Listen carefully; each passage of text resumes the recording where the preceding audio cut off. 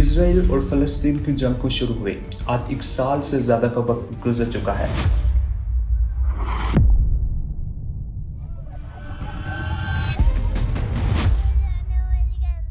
और 44,000 से ज़्यादा लोग इस जंग में हलाक हो चुके हैं।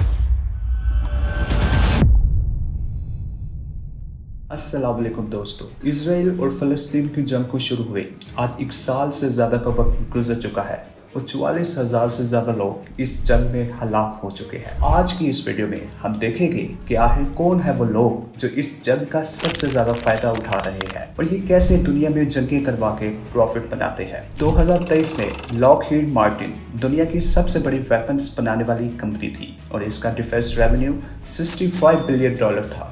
यही वो कंपनी है जो इसराइल के लिए F-35 फाइटर जेट्स और ब्लैक हॉक हेलीकॉप्टर बनाती है। अमेरिका हर साल इसराइल को $3.8 बिलियन की मिलिट्री एड देता है और इसका मकसद ये है कि इसराइल अपने आसपास के मुल्कों पर क्वालिटी मिलिट्री एज यानी अपना रोबो दबदबा कायम रख सके। ये मिलिट्री एड का एग्रीमेंट 2016 में साइन किया गया था और ये यूएस का सबसे बड़ा मिलिट्री असिस्टेंट पैकेज है। इसके तहत इसराइल को अमेरिका से एडवांस वेपन्स और टेक्नोलॉजी मिलती है। ये पैसा अक्सर fighter jets, missile defence system और दूसरी मिलिट्री टेक्नोलॉजी लेने के लिए इस्तेमाल होता है जो इसराइल अपने तहफ़्फ़ुज़ के लिए लाजमी समझता है। No you might be thinking what's the big deal, अगर दो कंट्रीज दोस्त है तो वेपन्स का बिजनेस करने में क्या बुराई है। लेकिन असल में बात ही है कि आर्म इंडस्ट्री का मकसद अलायंस या दोस्ती नहीं होता बल्कि पैसा कमाना होता है। इस साल यूएस ने 14.8 मिलियन के मिलिट्री वेपन एक्सपोर्ट किए जो ज्यादातर इसराइल,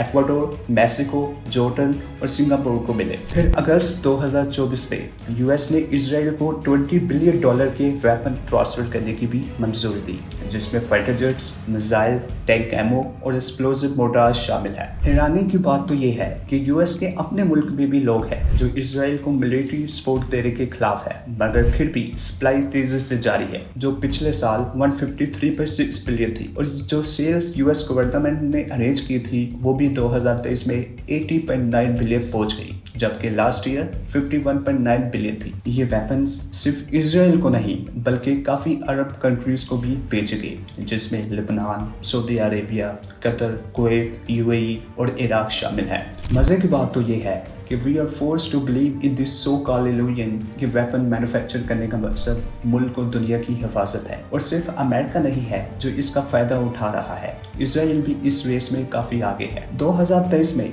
इसराइल के डिफेंस एक्सपोर्ट ने भी एक नया रिकॉर्ड कायम किया जो कि $30 बिलियन से भी ज़्यादा था। ये इंफॉर्मेशन डिफेंस मिनिस्ट्री की रिपोर्ट से आई है जिसमें ये भी बताया गया है कि इस साल 36% डिफेंस डील सिर्फ एयर डिफेंस सिस्टम के लिए थी। इसराइल के वेपन्स का सबसे बड़ा हिस्सा कुछ मुल्कों को जाता है जैसे United states $123 million, Philippine 65.7 million, India $41.1 million, Thailand $27.1 million और स्पेन $12 मिलियन।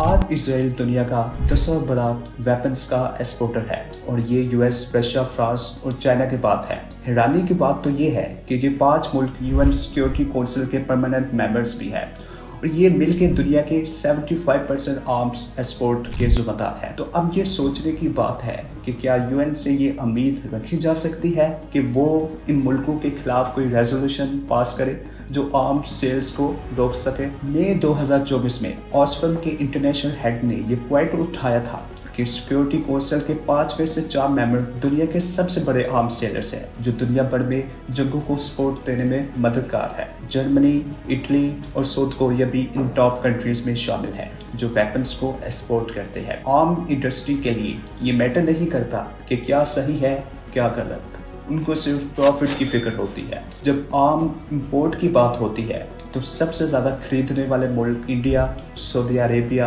और कतर है। चाइना, साउथ कोरिया और यूएस भी इस लिस्ट में है। ये सब एक बड़ा नेवर एंडिंग साइकिल है, buy from one end sell to another. Geopolitically US और इसराइल एक साइड पे है और रशिया और चाइना दूसरी साइड पे। लेकिन जब बात होती है आर्म्स सेल्स की तो ये सब एक ही साइड पे होते हैं और सब टॉप सेलर्स है। अफसोस की बात तो ये है कि the common citizen of these weapon manufacturing countries don't have the slightest idea of the gambling of weapons. उनको लगता है कि उनका मुल्क दुनिया में पीस और प्रोस्पेरिटी फैलाना चाहता है, लेकिन रियलिटी इसके बिल्कुल ऑपोजिट है। वेपन्स का इंटरनेशनल ट्रेड एक कम्प्लेक्स प्रोसेस है जिसमें गवर्नमेंट्स, प्राइवेट कंपनीज और ब्रोकर सब मिल के काम करते हैं। गवर्नमेंट आर्म एक्सपोर्ट को रेगुलेट करती है लाइसेंसिंग और इंटरनेशनल ट्रीटीज जैसे आर्म ट्रेड ट्रीटी के जरिए, ताकि ये वेपन कॉन्फ्लिक्ट या ह्यूमन राइट वायलेशन का रीजन न बन सके। वेपन्स अक्सर डिफेंस कॉन्ट्रैक्ट के जरिए बेचे जाते हैं जिसमें मुल्क या कंपनीज बायर या सेलर होते हैं। एंड यूजर सर्टिफिकेट्स ये इंश्योर करते हैं कि वेपन का यूज लीगल तरीके से हो, लेकिन फिर भी मिस यूज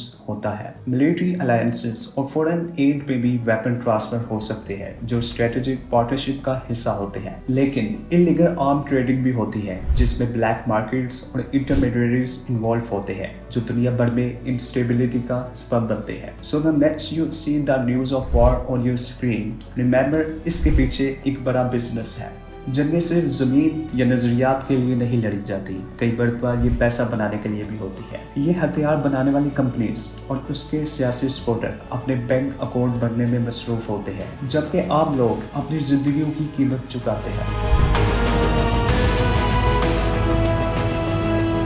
यही सबसे बड़ा सच है। हमें ये सोचना चाहिए कि दुनिया में किस तरह के इवेंट्स हो रहे हैं और हम अपनी हुकूमतों को कैसे जवाबदेह बना सकते हैं, ताकि हमारे टैक्स का पैसा जंग और तबाही की बजाय अमन और सुकून पर खर्च हो। अगर ये वीडियो आपको अच्छी लगी तो इस वीडियो को लाइक करें और मज़ीद ऐसी वीडियोस देखने के लिए मेरे चैनल को सब्सक्राइब करें और कमेंट्स में बताइए कि आपके वेपन इंडस्ट्री के बारे में क्या ख्यालात है। मिलते हैं अगले वीडियो में, तब तक के लिए अल्लाह हाफिज़।